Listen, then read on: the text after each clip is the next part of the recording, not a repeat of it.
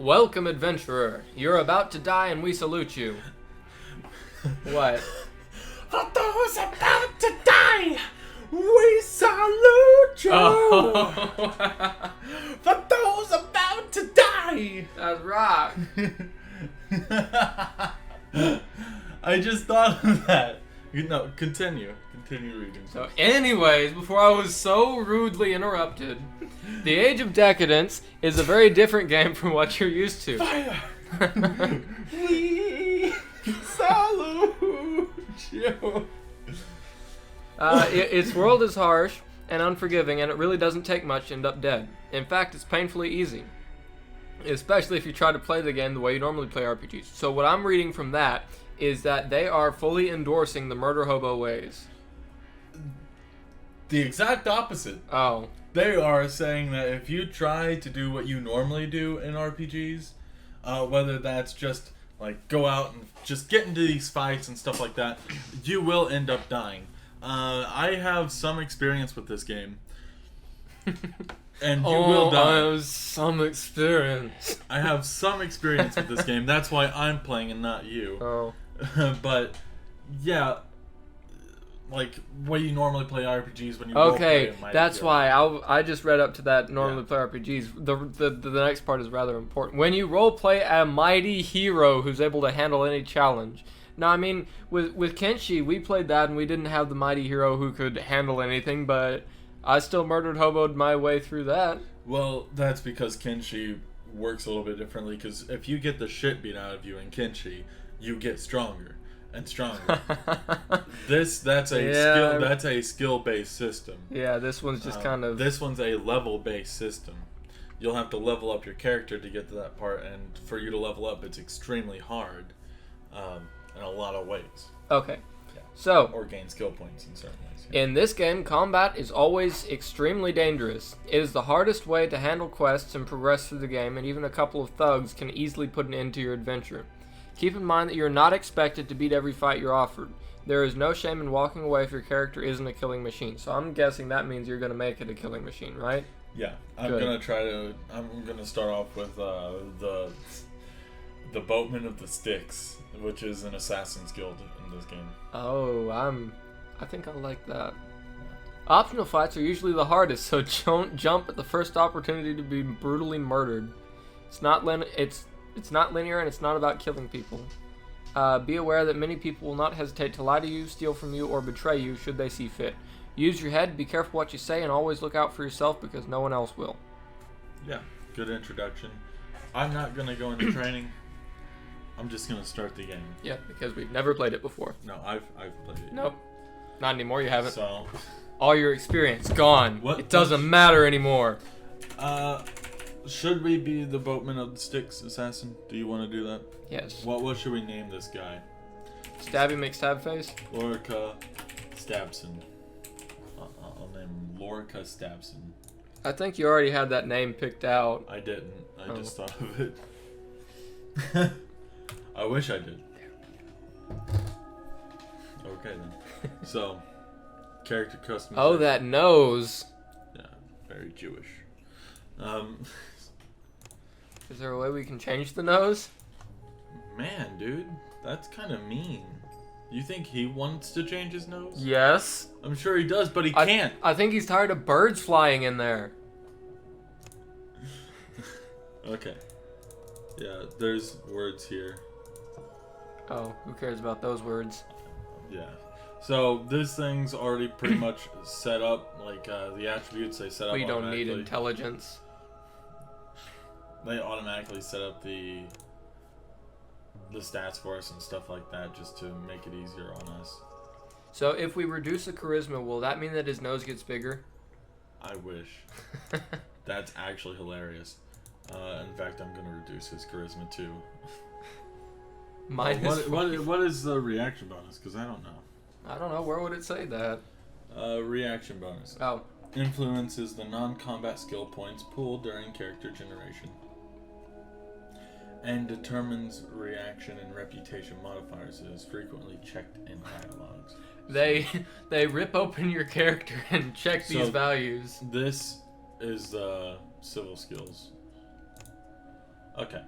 So, a character, it highlights what's a good idea that you should pick for a...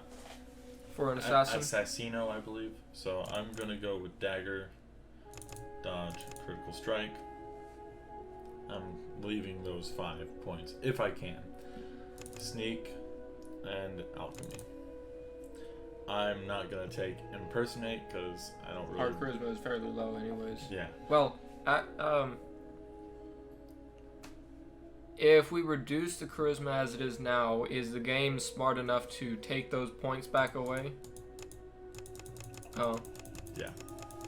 It says that I have to remove 5 civil skill points. Why can't it be like Dark Souls where you can just go back and forth until you made the most beautiful, hideous character ever? This game has textures and models, and you can only pick from those, I assume. That's how it works. That's just lazy game building. Oh, yeah. Fairly high. Oh, no! I can't escape! The world and an empire that once ruled it now lie in ruins. Noble houses that lorded over provinces and commanded vast armies have been reduced to broken city-states. The Imperial Guard, remnants of the Imperial Army, acts as a deterrent to open warfare. The knowledge of the old days has been all but forgotten. Hucksters peddle ancient wares of no value to the ignorant, and the lords seek and hoard artifacts they barely understand. A fanatical mysticism is slowly gaining favor, and long-held resentments are rising to the surface. Now, because they spelled favor that way, this is a British game, which means it's crap. Some speculate that another war approaches. Others actively encourage it. Times like these bring nothing but suffering for the common man. However, they offer a once-in-a-lifetime opportunity to those determined to seize the moment and follow it to riches, power, glory, and often an untimely death. Glory is the most important there. Glory. Glory. Your adventure starts in Terran, a small crumbling town far away from the main tracks of travelers and caravans. I don't think we care about those travelers. It's been dying for the last 100 years or so, kept alive only by the combined efforts of its inhabitants. Now, let's just rewrite this story here. It isn't dying, it's been dead for the last 100 years or so, and it just doesn't know it yet. Broken stonework has been replaced by makeshift wooden construction, creating the impression that new town is slowly emerging from the ruins of an old one. Much like Terran, the noble house controlling the town has seen better days. Before the war that toppled the empire and the devastation that ensued, House Deriton was one of the most powerful houses. But that was then, in times of change. Today it barely has enough strength to maintain its hold over the local guilds. So in other words, we're going to take our Assassin's Guild and kill them off, right? Yeah, something like that. You make a living working for Nelios, the guild master of the Boatmen of the Styx. Never squeamish when it comes to sticking your blade into someone's back, you decided to put your unique talents to good use and joined the Boatmen a few months ago, eager for some serious work. Now, because they're the Boatmen of the Styx, is this actually set on Earth or in some... It's set in a sort of AU. Think of it as an alternate universe. Okay. The lore of this game is very strange. Because on the outside, it's sort of like this medieval fantasy type thing, but is it one of those ones where it's like ultra far future, where it's progressed so far and fallen so far, you've got the ancient technologies that are basically magic to the people? Sort of. Because there is like magical artifacts and stuff like that in the game that could have been like a long lost science, and there's some strange shit. There's fucking aliens in this game. Those darn elves! There's aliens and that have come down. Basically, I think there's I don't remember it very well, but it's just a whole shit ton of strange things that are just amalgamated into this game, and it's very not super shown. But if you take the context and stuff like that, sort of like how item descriptions in Dark Souls tell more of the story than Dark Souls itself. That's kind of the way that this game is, where the scenery and environment and some of the items you find tell more about the story of the world than the actual story itself, in some parts. Okay. The Boatman was a good outfit that went back a long ways. In the olden days, the Emperor commanded his own guard. Where you? Oh, that water. That front one's yours. This one? Yep, that back one's mine. Okay. In the olden days, the Emperor commanded his own guard. Apart from the regular duties of protecting the Emperor, they were trained as experts in infiltration and assassination. Many political and military enemies met their end in the dead of night, ensuring the long-standing stability of the Empire. After the fall, left without a master to serve, the guard disbanded into the chaos of the fallen Empire. Once outside, they found that even as the world lay in ruins, their peacekeeping services were in great demand. Their peacekeeping services. An assassin's order was established bearing the proud name of the regiment, the Boatmen of the Styx. Wait, is it the Boatmen of the Styx or the Boatmen of Styx? The Boatmen of Styx. So, oh jeez, I have to get used to this. So currently we are in the Boatmen of Styx area. There's a few people here. There's Colton, Diaz, Agatai, and Nelios. Let's just name them Fred, Jim, and George. The first thing we need to do is talk to Nelios, I believe, or... Come here, Lorca Stabson. Nope. Agatai looks at you, but says nothing. Can you teach me how to fight like you? He says nothing. Agatai nods. Kill 27 men. Hard men, not men who live like women. And then you'll teach me? Then you'll know what I know. Each man you kill teaches you something. So he's only killed 27 people? Yeah, okay, let's go to Diaz. Sent another one across the river, smiles Diaz. Any advice for me? Hone your skills. It's you against your targets, and the prize for a second place in the contest is a tombstone.